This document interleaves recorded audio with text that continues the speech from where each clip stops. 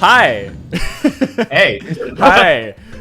That's a good intro. Today we're going to be ranking the 5 Ben 10 movies because we're both adults. They made those movies expecting us to do this. This is for us. Now, we've done like videos about these movies before on like one of our channels at some point, but it's been a little while since we've talked about Ben 10, so I thought it might be good to like rank them up against each other and see how we feel now. How we're going to do this essentially is we're going to rank them out of 5, so we're doing all of the main Ben 10 movies. We're not counting the Generator X crossover because I couldn't be bothered taking 40 minutes out of my day to rewatch that one. We're going to rank them up against each other. There's going to be a very fancy graphic that comes up on screen. So each movie that comes up, you're going to be like, oh, this is the best one, or this is the worst thing I've seen in my entire life, or whatever. You get it. Let's do it. But just before we get into it, these movies cost like $5 to rent on Amazon, okay? I'm not made of money. So this video is brought to you by Asphalt Legends Unite, an arcade racer that has over 250 cars to unlock and upgrade, and is the first game to accurately depict BMW drivers. You can race through the streets to places like San Francisco, Scotland, and the Himalayas with their famous giant glowing arrows, with graphics so good you'll mistake it for dashcam footage of my morning commute to McDonald's. And you're literally not prepared for how many places you can play this game, because it's on PlayStation, Android, iOS, PC, Switch, Xbox, and Steam Deck, and you can cross-play between all of them with your friends, because ultimately,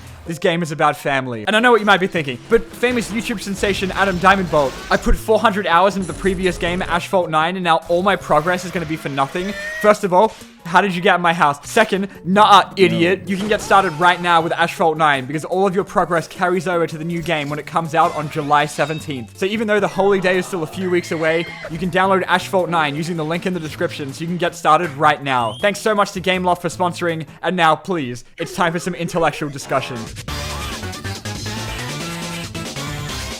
So, starting with Secret of the Omnitrix, obviously, which I've seen about 150 million times. I'm sure you've seen it more than that. There's no way else any of the other movies can compete with it. It's actually good. So it works very well, especially like as like a series finale. It's like it wraps up everything in the show. It's got a big reveal about, you know, who made the Omnitrix. You get to see way big. This is the first like galactic adventure. Yeah, and it feels like a big, like that's what I loved about it, was like it did feel like a big adventure. Like shit got real in this one. Like people died in this movie. Yeah. So yeah, anyway, the plot of this movie, you should probably talk about that at some point. Ben fights Dr. Animal at the beginning, and there's some sort of bomb that fucks up the Omnitrix, which, you know, like this was before that happened, like every fucking 5 seconds. So it was like interesting that something was wrong with the Omnitrix this time, because the creator of the Omnitrix that we meet in this movie, Azimuth, put in a self-destruct mode that not only kills the person wearing the Omnitrix, but also the entire universe for some reason. Azimuth would kill like 50 times the amount of people than Vilgax would, but that's fine. The watch is going to destroy itself? Along with whoever is wearing it at the time. What the fuck? And like as well, obviously, like the big part of this movie, Way Big, was like the single most hype moment of my entire childhood. Like when he looks at Vilgax and Vilgax looks terrified. Like he's never looked so afraid in his entire life. They weren't really planning ahead with Way Big, I think, because they were just like, let's just give him the coolest alien ever that it could like solve 95% of the problems in the rest of the series. Yeah, they had to take him away after that. They're like, well, this is too powerful. And then they gave him Alien X, so you know. Yeah, so it was a good trade-off, you know, big alien versus God. Yeah, but that's my only gripe, I think, with this movie is Vilgax feels like he's in it just because he kind of has to be. Like, he doesn't really do a whole lot in it. Like, even in the final battle at the end, he doesn't even join in. He's just, like, on a platform the whole time watching. Like, Ben doesn't even fight him. That's true. He never actually fights Vilgax in the movie. I didn't even really think about it like that. Yeah, that's crazy. He just turns into Way Big and, like, yeets him into the far reaches of space. It was so cool. I love this movie. It's still good. I've seen it 80 times and I was still excited. I can definitely like watch it like every now and then and still be invested. Easily #1 spot on the tier list. Yeah, for sure. Race Against Time was the next one, the first live-action movie, and I think out of the 2 live-action ones, this is my favorite. I don't know if you, like, where does this rank for you? On the tier list, I actually have this as #2 on my tier list. #2? Oh, okay, that's interesting. Yeah. This is my #3, I think. I like it better than Alien Swarm, because, like, Alien Swarm feels like a CW, like, show, like The Flash or something, but this feels like a school play. No, I agree. Like, I have such a soft spot for this movie, because, like, every time I watch it, like, I see the holes, I see the flaws. In fact, I feel like I see more flaws every single time I watch this movie. And I'm like, it does feel like if this was animated, this could be like a Ben 10 episode. Like they write the characters very in line with the show. I liked it more as a kid. I'm not gonna lie, but now I'm like, I wouldn't show this to anybody who hasn't already seen it. I'd be embarrassed to show anybody this movie. How do you feel about Eon? What did we call him in our review that we did like ages ago? We had a name for him. Didn't we? Ben Man. Ben Man, right. Ben Man. Yeah. I think Eon in this movie is probably the least threatening villain in fiction. He gets beaten up by a 10-year-old multiple times during the movie. Like, Ben doesn't even have to transform. He just throws hands with him. And Eon's like, oh god. Eon's like, could you give like a plot recap? Because I still to this day don't know what the fuck is meant to be happening in this movie. So Eon, who's from a dying planet of time traveling people. Okay. And he wants to bring his dying people to Earth because they ruined their planet and they gotta move. He's gotta open the portal with the hands of Armageddon. The plumbers keep stopping him, but now it's finally time. And Eon needs to transform Ben into a Cronian, then take over his soul so that he can open the hands, because now he's too old. He's not as powerful anymore. Oh my gosh, it's working. I won't believe it. That actually, I did not pick up on that at all. I gotta be 100% honest with you. I can't bring myself to hate Eon, like, because he's got time powers. I'm into that. I like the color purple. He's tugging on all of my weaknesses, but he's not doing much. He's not great, but no. I guess they couldn't do an alien, could they? It'd be too expensive to have him fight like Vilgax or some shit. So like, do you remember the bit where Eon's fucking driving after Ben in the car? Yeah, like what's he can literally teleport. And Ben's out racing the car too on a bike.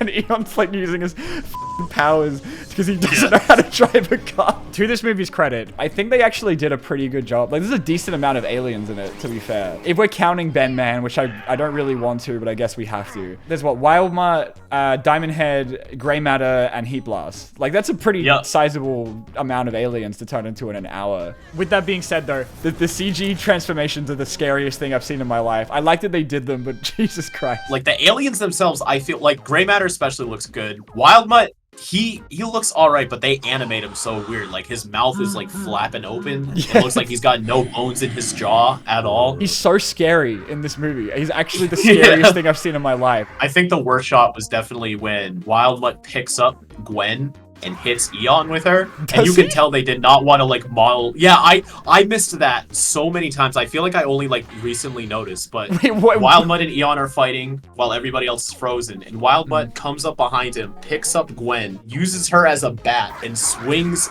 Eon into the hands of Armageddon. And that's how he gets defeated. And if you actually look at Gwen, it looks horrible. Like, why Wildmutt out of like, you think forearms out of anyone would be in like the live action movie, but I don't know. Yeah, I definitely thought it should have been forearms or who else would have been good? Literally anyone except Wildmutt. Yeah. I think he does try and go forearms at some point. I think because there's the bit in the whole movie, Ben's just getting like horribly bullied by every single student in Bellwood. So in the scene in the diner, like he's sitting next to the plumber guy and two different sets of students come in to tell him to kill himself. Whoa, who's that, your new girlfriend? I dare you to say that to Wildmutt's face. Yeah, and you're gonna pull Wildmutt out of your butt or something, right? But that was good, Cat. Can it, JT? Sorry, man. And Ben goes outside and he's like, you know what? I'm just gonna go into forearms and just kill them. Forget what Grandpa says. It's payback time. Like, yeah, I don't know what he was planning to do. He was gonna beat them to death right there. Do you like the actors, by the way, that they got for Ben and Gwen? I think they do a good job. It's tricky though because they're still supposed to technically be 10, but you kind of just gotta forgive that in live action. To me, they pull off like 10-year-olds more convincingly than like in Alien Swarm where they're meant to be 15. And they look like mid-20s in that movie. Like Alien Swarm, where do you put it? Where do you rank it? I'm so excited. Where do you rank it? I want to hear yours first. I would put this as number 4. Every time I watch it, I think it's going to be better than it is. I'm always disappointed. I put it as number 5. Oh, yeah, I thought so. I feel like, yeah, out of all of them, I feel like it's just the worst one. And I completely agree. Like, I feel like when I watched this movie, I was just like, Ben 10's so fucking cool now. They got this cool-ass movie. It's so dope. It's dark and gritty. They got Humongousaur, and it's just like, every time I watch it now, it's just like, what is going on? They're just all standing around, like, with the lights off. Nobody can pay the bills around here. The movie starts with a drug deal. It's f***ing awesome. You the buyer? Depends. What are you selling? Good stuff. I always remember this one as being the Ben 10 movie that doesn't have any aliens in it. They have Big Chill at the beginning, who looks malnourished. Humongosaur, obviously, who doesn't speak at all. He just makes like grunting noises. I hated that. I don't know why they couldn't get him to do it. Like the mouth movement was too hard. I don't know. Then just don't put Humongosaur in the movie. you have to put Humongosaur. You got other aliens. And then like Nanomech, who you can barely even see in the movie. They can't focus on him for like more than a second. Like in the Nanomech scene, I feel like it's taken me forever to decipher what's actually happening. That's especially why like I feel like I didn't even know how the movie ended for the longest time when I was watching this, just because I couldn't fucking understand what was happening. He flew in the guy's nose. There's a bunch of shit going on, and then it's just like, oh, we won. I do love that Alien Swarm sets out to be like the most epic movie ever made, because like Ben and Elena have their fucking motorcycles, Kevin's car, which was obviously the highlight of our review that we did, all the car shots, you remember? We were joking so much about that, but it's true. Like if you really think about it, car shots like that are expensive. They gotta shut down highways, they gotta have like vehicles stun people. They spend so much money on it. Yeah. And there's no aliens. It's like, I feel like Alex Winter, the director, and this is just my speculation, I feel like he was embarrassed about Race Against Time. So he was just like, Alien Swarm's gonna be fucking cool. What did teenagers like? They like cars, they like drugs. This is what we're doing. We could have gotten another alien probably with all the money they spent on the car. Yeah, like it was more important to have fucking Ben's shitty car for one scene than it was to have, I don't know, any other of his 10 aliens in this movie. So they do explain the reason why he doesn't transform is because for the 50th time in this goddamn series, the bad guy malfunctions, makes the Omnitrix malfunction. So like the chips, right? The Queen's chips that like follow them around the whole movie fucks up the Omnitrix, which is their excuse to hide the budget. You know, there's that scene where they're like at the ship with Ben and Elena, and they have all the zombie guys that have been taken over by the chips show up, and Ben is going to transform, and then the Omnitrix isn't working, so he just decks a guy off a flight of stairs. I mean, Kevin in this movie like beats the shit out of everyone. Like that guy in the ship that was just taken over by a chip, he gave him like brain damage for no reason. It's like, even if he's possessed, that's a real man that you just threw through the window. Kevin doesn't really work, he just stands around flexing his muscles. Yeah, how about I flex him in your face? And he hits Grandpa Max on the back of the head as well. Like, that's a 68-year-old man. He is not, he's gonna have brain damage. So, Destroy All Aliens. This one is my number 2. And this is a weird one because it came out like so long after the original series, right? It was like 2012 or something. Yeah, no, I feel like that's exactly why they did it, to like rope the classic fans back in. Yeah, it worked. Because I thought it was kind of weird. It was actually, I think it was Omniverse that was coming out when this movie was coming out. So they were like so far away from, I think so, 2012. If I didn't have such like a guilty pleasure for Race Against Time, it'd probably be my number 2 as well. This is like the one and only time that Ben 10's ever been in like CGI, and I still think it looks really good, even if like throughout the entire movie, the only other people we see in all of Bellwood are like Ben's classmates and his parents. But you know what? That was the sacrifice we had to make to actually get aliens in it. There's like a 7 or 8, but like it definitely, like, I feel like out of all of them, this is the movie that actually feels like it's Ben 10. But the budget fell through on the amount of models and assets they had to work with. Because yeah, like, you know, when the 2 Waybigs were fucking up the whole city towards the end, and you don't see a single soul out there. Those are abandoned buildings, abandoned streets. Can we talk about that, please? I need to talk about the fact that Ben commits 15 9/11s on Bellwood at the end of this movie. The city, as far as we know, is not abandoned. We don't see anybody, but they don't say that they've evacuated Bellwood. Ben is sumo slamming fucking skyscrapers into Evil Waybig at the end. There are people probably in those buildings. Yeah, no, this is definitely Ben's highest kill count. When he's fighting, like, Asma's dad, which we'll get to in a minute, he just burst through a building. Like, he just killed, like, 25 overnight workers doing that. Flying around it was too much effort. He's just going straight through. I'm not paying for this. Bellwood will never recover from this death toll. So much of it was so unnecessary. Like, if he got knocked into a building, okay, but he's just like, no, I don't even care. Like, everything around me is now a weapon. They had a plot device in this movie that the Omnitrix absorbed shit. I was like, could they not have done the final battle inside the Omnitrix with like a replica Bellwood or something? Like, You're right, because they have exactly that. There's a replica Bellwood inside of the Omnitrix. They could have just stayed there. I don't even remember what. Oh yeah, Gwen does like a spell that fucks up the Omnitrix this time, so it starts like absorbing shit. Is something wrong with your Omnitrix? No. Azimuth comes, like, he gets an alert that the Omnitrix is fucked up for the billionth time, so Azimuth's like, I'll go fix it myself. He flies down to Earth. He gets turned into Waybig. I love that Ben calls him Evil Waybig, and they just run with that for the rest of the movie. That's just his name now. Yeah. And then his dad is just like, that Waybig killed my son, and it's your fault, Ben.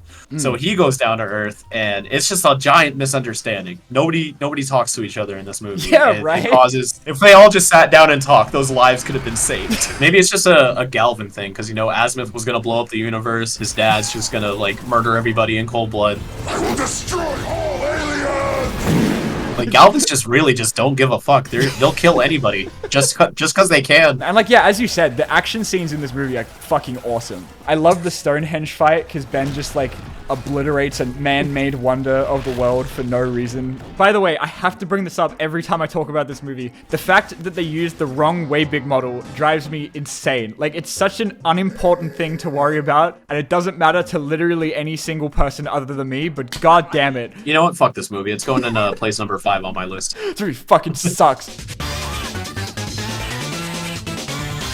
Finally, we did it. We made it to the end. I'm so excited to shit talk the reboot with you. This is my number 5. Fuck this movie. It's my number 4. I put it above Alien Sword. So for those who don't know, Ben 10 versus the Universe was the one and only movie they did for the reboot. I know they did like a bunch of specials for it, but those don't count, okay? There was way too much shit going on in this movie too. I feel like the pacing was abysmal. Like some things would happen literally so fast. It looks like how I edit my videos to avoid copyright. Just like, I feel like it was like 2 movies happening in one. So I've only seen like a couple episodes of the reboot, so I had no idea what the fuck was going on.